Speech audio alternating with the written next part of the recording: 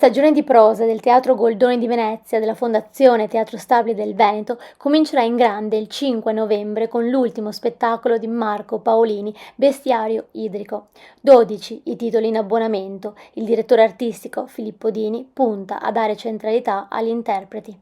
È l'incontro tra i grandi autori con i grandi attori e le grandi attrici del panorama nazionale. Quello che vorrei raccontare con il TSV è proprio la centralità dell'interprete.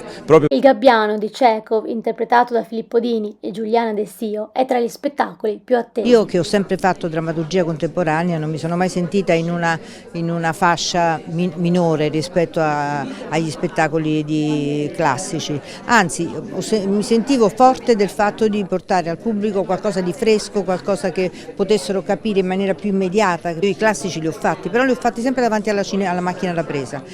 È la prima volta che faccio un classico in palcoscenico e lo faccio perché c'è Filippo, perché io adoro Filippo come regista. Poi parla dello spettacolo e del suo personaggio.